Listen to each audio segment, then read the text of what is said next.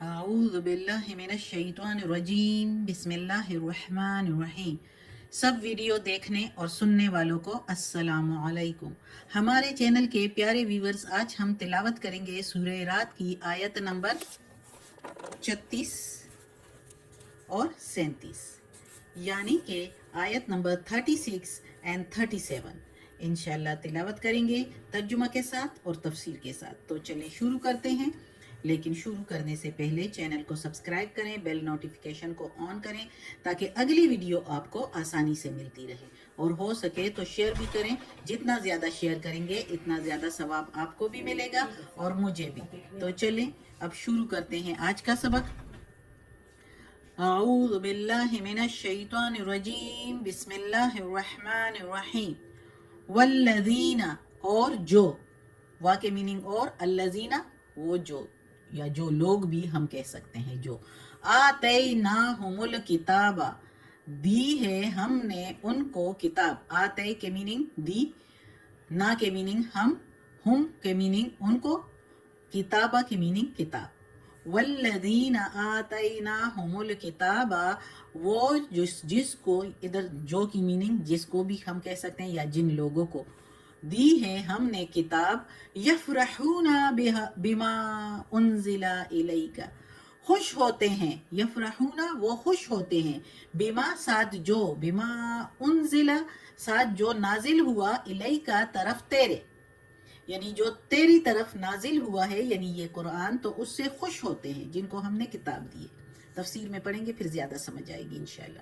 وَمِنَ الْأَحْزَابِ، اور فرقوں میں سے یا گروہ میں سے یا جماعتوں میں سے، میں یونکرو کوئی منکر ہوتا ہے، بعضہ اس کے بعض سے، یعنی اس قرآن کے بعض حصے سے وہ منکر ہوتے ہیں۔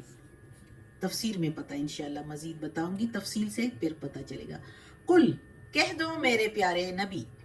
اب پیارے نبی تو ادھر نہیں لکھا، یہ ہم اپنے محبت سے اور ادب سے، قل کے میننگ ہے کہہ دو۔ انما امرتو، بے شک جو حکم ہے مجھ کو، امرتو جب تی پیشتو ہو جاتا ہے تو اس کا ساتھ ہو جاتا ہے مجھ کو، حکم ہے مجھ کو، ان یہ کہ، اعبد اللہ عبادت کروں یا بندگی کروں اللہ کی، ولا اشرکا اور نہیں شرک کروں، بھی ساتھ اس کے، اور اس کے ساتھ کچھ بھی شریک نہ ٹھہراؤں، الیہ طرف اس کے، ادعو بلاتا ہوں، و الیہ مآب اور اسی کی طرف ٹھکانا ہے میرا۔ اب اس آیت میں اللہ تعالیٰ مزید بتا رہا ہے، اب اس قرآن کے بارے میں بتا رہا ہے اللہ تعالیٰ کہ وہ لوگ جن کو یہ قرآن دیا ہے، یعنی یہ قرآن یعنی کہ مسلمانوں کو، جو آج کل کے مسلمان اسلام پر ہے، سیدھے راستے پر ہے، تو جن کو یہ کتاب دی یعنی یہ قرآن، یعنی مسلمانوں کو، اور جن کو پہلے کی کتابیں دی، یعنی پہلے کی کتابوں والے کون سے لوگ ہیں؟ یہودی ہے جن کو تورات دی گئی ہے، عیسائی ہے جن کو انجیل دی گئی تھی، تو یہ عیسائی اور یہودی بھی خوش ہوتے ہیں۔ اللہ تعالیٰ کہتا ہے یفرحون بما انزل الیک، وہ اس سے خوش ہوتے ہیں جو تیری طرف نازل ہوا ہے، یعنی اس قرآن سے وہ بھی خوش ہوتے ہیں، مسلمان بھی، یہودی بھی، عیسائی بھی، جو آپ پر نازل ہوا ہے۔ اب مسلمانوں کا خوش ہونا تو ظاہر ہے کہ وہ اسی کتاب کو دونوں جہانوں کی کامیابی کی چابی سمجھتے ہیں، دونوں جہانوں کی کامیابی کی، جو اس قرآن کے مطابق زندگی گزارے تو سچا مسلمان، ایمان والا تو اس کو دونوں جہانوں کی چابی سمجھتے ہیں۔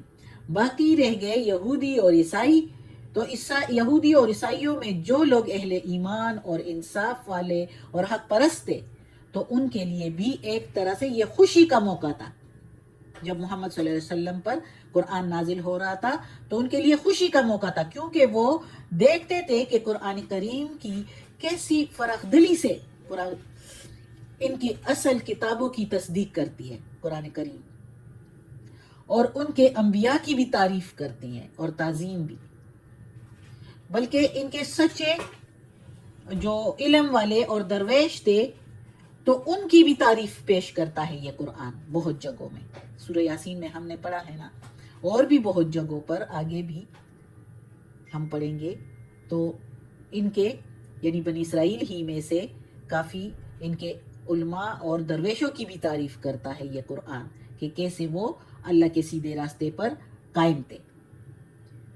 تو اسی قسم کی انصاف والے اور حق پرست یہودی اور عیسائی جو ہے وہ تو آخر کار اسلام بھی انہوں نے قبول کیا، مشرف با اسلام ہو گئے.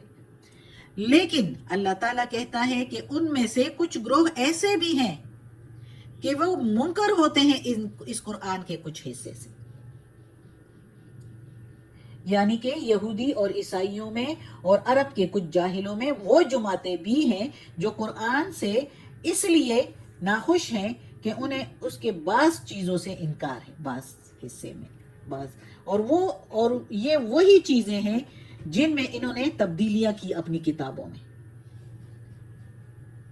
تو جو تبدیلیاں کی ظاہر ہے وہ ان کے خواہشوں کے خلاف تھا، تو وہی جو ان کے خواہشوں کے خلاف قرآن نے بیان کیا ہے تو وہ اس سے ناخوش تھے اور اس سے انکار کرتے تھے.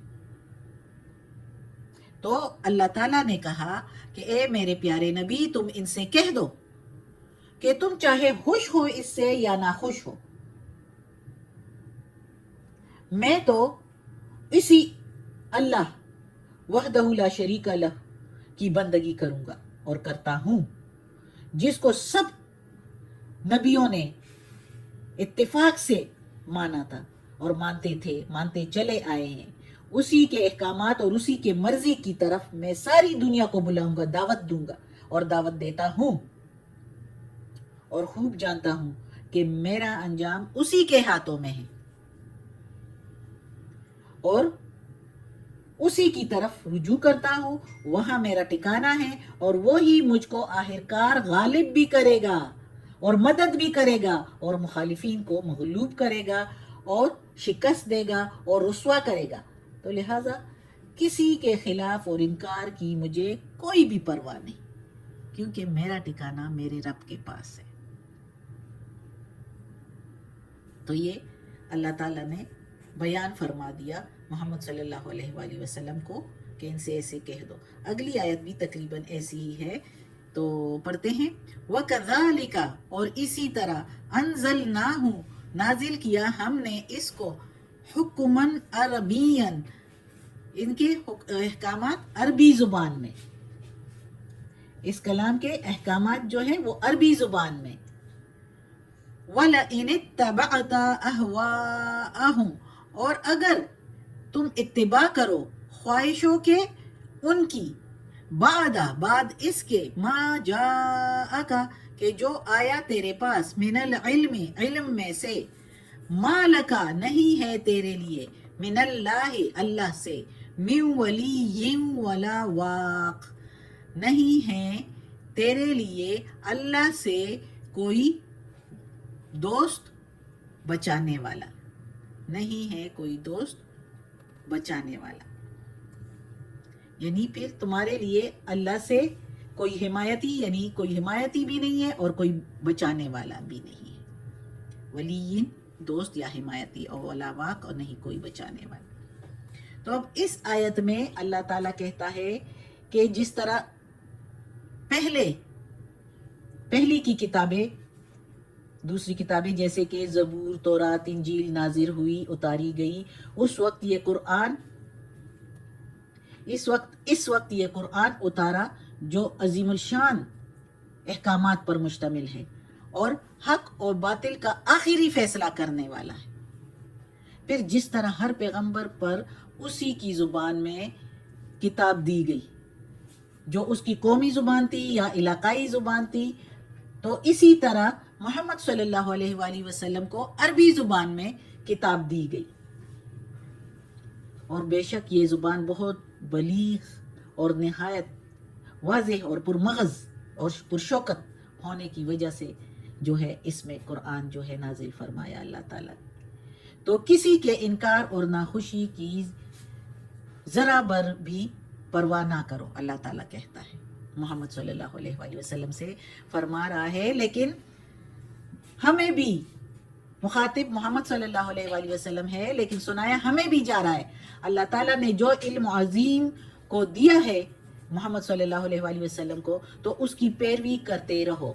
اگر بالفرض تم ان لوگوں کی خواہشات کی طرف جھک گئے جو کہتے ہیں کہ اس میں کچھ مانتے ہیں اور کچھ نہیں، تو اس کا وبال سے پھر اللہ سے کون بچائے گا؟